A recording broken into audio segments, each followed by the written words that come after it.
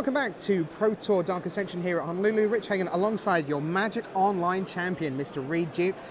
Reid, we're going to do a little bit of something different. It looks like a game show here on the table, as you can see. We've got all Reid's picks laid out, and what we're going to do is just kind of take you through roughly how a deck is built. So here we go, pick one, pack one. We end up with Deranged Outcast. A happy pick? Yeah, I mean, in practice, I have a lot of respect for Innistrad's, gimmicky decks, the spider spawning, sure, the mill, but Burning Vengeance. At the Pro Tour, I just want to go with something safe. I don't want to have to worry about what's opened in the future packs. All right. So seeing a rare like this, yeah, I'd say I'm really happy just to pick that and go into like an ordinary good creature deck. Okay. Now pick two. You'll notice it's not sleeved. That means that this pick doesn't make the deck. Niblis of the Mist, the 2/1 flyer, gets to tap something when it arrives. So I guess you're instantly thinking, oh, okay, off I go. Green-white, good archetype, right. good strong. I've got a human tribal card. Green-white's just a perfect, aggressive, human-based deck. And with no other cards that jumped out at me in the pack, I'm, just good white flying creature. That's perfect. Okay. Good start to the draft. But as we'll see, that's not going to work out. Let's move on. Back to green. First of our double face cards, one of the Little Red Riding Hood trilogy, as it were, Grandma and the Wolf. We've got, obviously, the Hermit that turns into the werewolf, and of course you've got the Axe, the Heavy Matic, if you like. So there's plenty going on with that, and a really nice card, particularly once you get to transform it. It goes really well with the Deranged Outcast. It's a human itself. Okay. It's, needs to be chump blocked, especially when it gets counters added to it. So. Yeah, it went okay, and it's a flip card too, which is nice. So a nice pick for it. Now, you say it's nice. Is that because other people are going to be aware of it, or is that what you mean by that? Stake my claim on green, Okay. Tell the people to my left, this is my territory. Leave me alone, I'm green. All right, on we go. Oh, okay, well.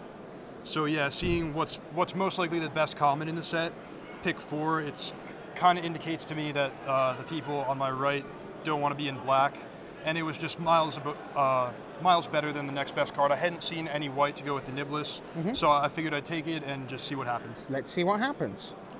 More black, Undying Evil. All right, so I saw this card and I heard my teammate Sam Black's voice in my head. He had taught me about this green-black Morbid deck that became possible with Dark Ascension. Right. Undying Evil is, a totally fine card in its own right. If a creature's going to trade, you bring it back for 1 mana, even bigger. Sure. But it's just brutal if you put it on a creature with a Morbid come into play ability. Like, I took this card thinking, maybe a Morkrut Banshee will be opened. Wouldn't that be nice? Yeah, that's a creature you have to kill, you have to trade with it, and then it comes back bigger and takes out their next best guy. All right, on we go. It's more black. It's more Undying Evil. Yep. Everything he just said, but some more. Let's move on again. Back to green. Somewhere Dried. Now, Forest Walk. How many people at a table are playing green? Is it a color that's splashed? Is it heavily drafted? Where do you see green overall? Honestly, for this card to be good, it only takes 1. But usually I'd expect 3 or 4 people to be green, two other than myself. Now, of course, we're going to go a little bit quicker because down the stretch we're into the second half of our Dark Ascension pack. We get a nice Falcon Wrath Torturer, goes nicely into a deck. Again, we've got Sack Outlets, Grave Purge. Now, this is kind of like Foot Bottom Feast kind of variant, if you like. Right. You've got it in the second half of the pack, and you're playing it. Is it a marginal card? Is it a card that pretty much goes in most decks, do you think? It's a card that could be filler in most decks, but this one in particular, I was happy to pick it up late because I was planning on hopefully getting a couple creatures that were key to my strategy, Morkrut Banshee, as I mentioned. And, I'm going to be putting my own creatures in the graveyard, so it's going to be useful. Now, just to let you know, as we flip over the next 2 sleeved cards, not every card that's sleeved made the deck. There's some sideboard cards mixed in here as well, but it gives you a flavor of what Reid went with. Gruesome Discovery, another Morbid guy, and then this seems very late for an Undying. Sure, it's only 1/1 to start with, but it's a free trade early on, and it comes back as a reasonable Absolutely. guy. I'm going to be looking for Altars Reaps in the following packs, so yeah. Okay, a reason to get rid of it and get value. So we flip over our final 3. Saving Grasp goes away, Artful Dodge goes away. Neither of those are hideous cards, and then a Curse of Thirst. We're not interested. So we're done with Dark Ascension. Are you happy at this point? I'm nervous at this point because All right, why? I I need some key cards in Innistrad for my deck to come together. Yep. But it seemed like black was very open from coming from the right. Yep, absolutely. 4, 5, 6. Yeah, as you noticed, the green didn't really come together. I'm open to switching out of green at this point. Sure. Okay. So what do you want to end up at this point? You want to be black and then what? Go back to white? Are you looking at an opposing color? Well, black-green is plan A, but you know, if I open a great bomb in another color, maybe I'll switch. You know, black's looking good though. Let's see what he opens. Oh, hello. There's my card. Yeah. Thank you so much. I had to choose that over Army of the Damned, which ordinarily is like, you know, that's a pretty powerful card. But this is just ties my whole deck together. I was happy to take it. So this is synergy all over the place. On we go. Another black. Wow. Yep. Hello. If there's anything better than Morkrut Banshee, it's Skurzdag High Priest, and I even took it over a second Banshee, which is questionable, but you know, one of each is nice. Sure, let's move on. And here we are. You're quite happy for things to die, and now here's yet more reason that if they do die, good news. That guy's good in his own right. If I pick up a Spider Spawning later, amazing, and it's nice combo with Grave Purge. You know, I can dump my graveyard and then kind of Demonic Tutor. Sure, all right. On we go. Another green card, a pretty ordinary Ambush Viper. Right, he's good with Skurzdag High Priest because, you know, they might attack into you with your 3 creatures, thinking a trade will turn off your Morbid, but you do not, like, you can tap creatures with Summoning Sickness for because it just says, is it, because all the game cares about is this untapped? Yes, it is, so I'm going to tap it. A card that's a blank, Mulch. Mulch I thought might be okay to, you know, pump up the Splinter Fright. Sure. But in the end, doesn't make it in. 2 more cards on the next row that do make it in, though.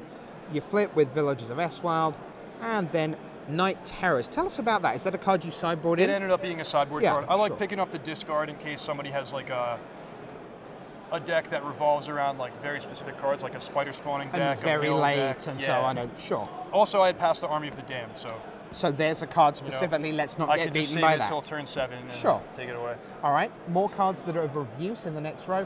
You're kind of nice vanilla, 5/1 for 4, Rotting Fen Snake. On we go. Corpse Lunge, removal. Yep. On we go again. Another Fen Snake. So yeah, the Fen Snakes are perfect in this deck because ordinarily it's a pretty bad card. You know, 5/1 that trades for a 1-drop, but they have to trade with it in this deck, or else, what are they going to do? Take 5 a couple turns in a row? Yeah. And if they trade with it, it turns on all my Morbid. It makes Corpse Lunge a Vindicate, basically. Yep. So you're just going to take out everything. Bad card, but good for the deck. One more useful card turns out to be Lumber Knot. A late Lumber Knot, perfect for this deck. Very, very late. And then obviously we run away with Woodland Sleuth. Not many people want to be going with that, and no one wants to.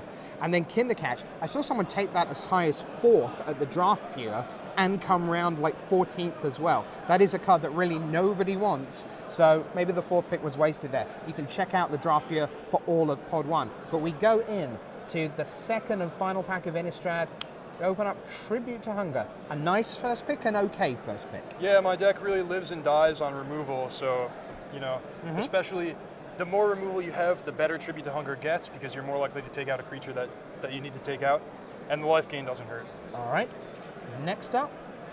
Oh, hello. There was not much for me. That's not red or green, black or green. Yeah, so not much for me. But are you just taking that away, or are you even thinking you may end up playing it? I'm thinking of the Army of the Damned that I passed. Ah, okay, right. So yeah, and also I didn't know how many green grizzly bear creatures I was going to have, so I didn't particularly want to face that card, and there was nothing in the pack for me. So sure, all right. More red. Yeah, now I'm thinking a little bit more about that. About playing them, and actually, like, maybe you play both of them, because obviously, that's 5 to the... Now, has that been 5 to the face, or has that been Killer Guy? So far, it's been Killer Guy. Okay. And then, next up, we're back on plan with our green-black Caravan Vigil, but of course this, perfect for these. Yeah, going back to the Brimstone Volley, this last round, I put my opponent in a tough spot, because he was racing me with flying creatures, but I attacked in a way where if he took everything, he would be at 3. Obviously, you think of Brimstone Volley with the mountains right there. But what happened was he traded with a Fen Snake, and I played a Morkrut Banshee to take out his last flying creature and took control of the game from there. Nice. So Caravan Vigil to help sort out mana. Let's do it again, shall we?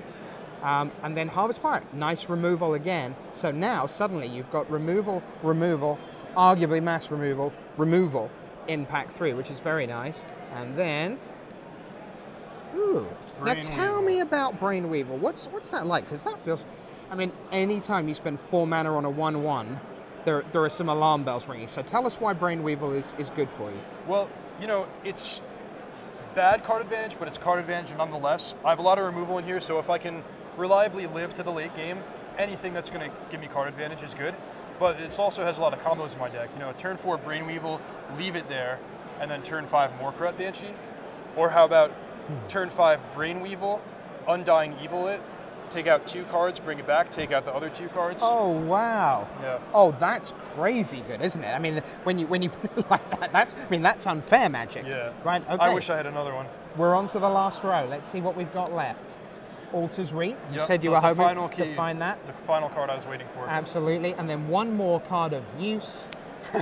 It's another Caravan Vigil. Yeah. Just in case you want to get. Now, did you get greedy with the flashback on Rolling Temblor? Have you got like 2 mountains that you can fetch up with more than 1 Caravan Vigil? I left the Rolling Temblor on my sideboard. Okay. But I would definitely, you know, be looking to bring in the second mountain if it's ever good. Okay, and then we just flip away. Spare from Evil, Memory's Journey. That's part of a deck that maybe doesn't quite exist anymore. Gruesome Deformity, Curse of Oblivion, and finally, yeah, which I guess tells you that someone at the table isn't playing Burning Vengeance, because you don't see that last. Right. All right, so there you see it. From pick 1 to pick 42, the deck comes together, starts up here with this second pack that we just never need to see again. You needn't be shy of taking cards early that don't make the deck. And we've ended up with, I guess it's a kind of morbid theme deck. Right. Pretty much. And it's pretty spicy. 2-0 already. 1 round to go. We're going to let him shuffle up. And as we see him in action in the final round, you'll know where all the cards came from. Reid Duke, thank you so much for being with us and sharing with us your draft viewer for 2012 here at Pro Tour Dark Ascension. For Reid Duke, I'm Rich Hagan saying bye.